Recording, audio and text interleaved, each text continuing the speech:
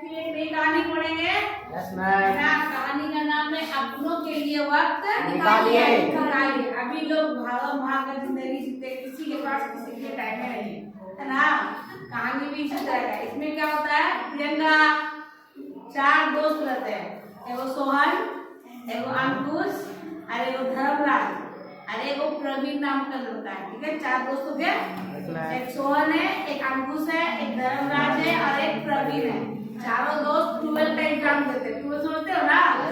10 के बाद 12 का एग्जाम देता है। एग्जाम देने के बाद चारों दोस्त एगो होटल में जाता है। ठीक है, अब किसी तरह 4 दोस्त 100 रुपया का जमा करता है, जुगाड़ करता है पार्टी करने के लिए। ये हम चलो पार्टी करेंगे, चारों दोस्त मिलकर 100 रुपया का जुगाड़ करते हैं। ठीक है, उसके बाद क्या होता है, चारों दोस्त एक होटल में जाते हैं और चाय नाश्ता कुछ समोसा वोसा मंगाते हैं, तो खाने लगते हैं। खाने कुछ देर का बात करते हैं। उसके बाद जब बिल देने का बात आता है तो चारों दोस्त जब बिल देने के पहले कुछ बात करते हैं, मतलब दोस्त कुछ शर्त वगैरह लगाते होते हैं ना। अब हम लोग 40 साल बाद मिलेंगे।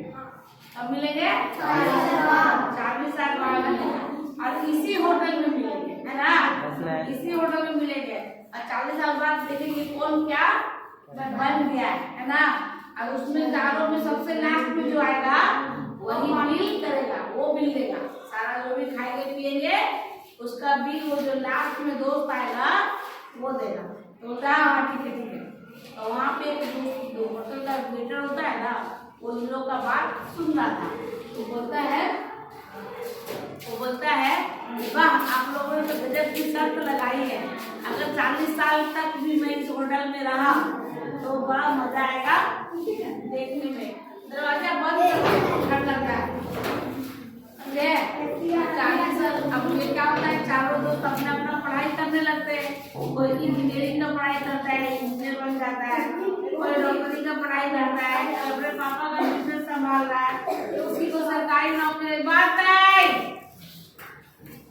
किसी को सरकारी नौकरी लग गई है।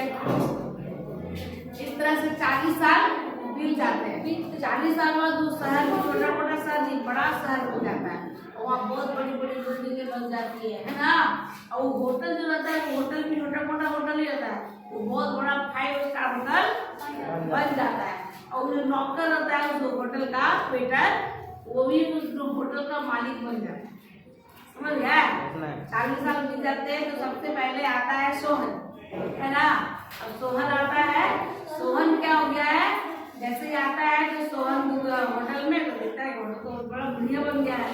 तो होटल का मालिक आता है तो बोलता है कि आइए सोहन जी, तो मुझे पहचाना, लेकिन मैं वही वेटर हूँ, अब मैं इस होटल का मालिक बन गया। भाई आप तो मालिक बन गया है।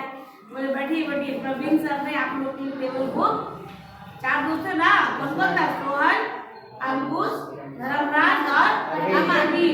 प्रवीण सर ने आप लोग के लिए होटल बुक चेयर बुक कर दिया, जो बैठ गए।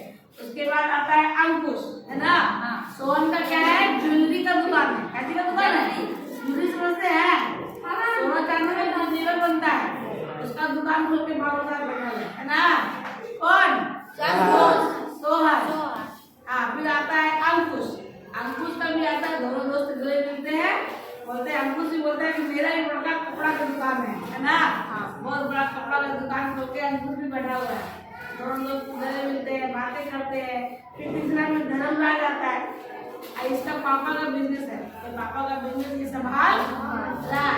अब तीनों दोस्त आपस में बात करके बैठ जाते हैं। तीनों प्रवीण का वेट कर रहे हैं ना, चौथा दोस्त का लोग वेट कर रहे हैं। 40 साल बीत गया है। अब 40 साल तक होटल का मालिक बोलता है कि प्रवीण सर का कॉल आया था, उन्होंने कहा है कि आप लोग कुछ स्नैक, बड़े बड़े होटल में स्नैक खाया था, मतलब कुछ पकौड़ा, चाय पकौड़ा, है ना।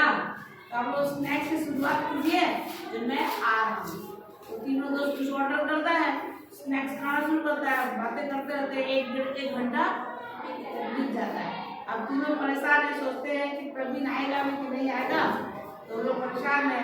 तब जो होटल का मालिक होता है वो दौड़ के आता है, वो बोलता है कि उनको कोई काम फंस गया है किसी काम में। तो प्रवीण सर ने कहा है कि आप लोग डिनर भी ऑर्डर कर लीजिए, मैं आता हूँ, है ना। तो लोग इंतजार करते करते बहुत लेट होता है, तो लोगों ने डिनर भी ऑर्डर कर लेते हैं, खाना भी खाने लगते हैं।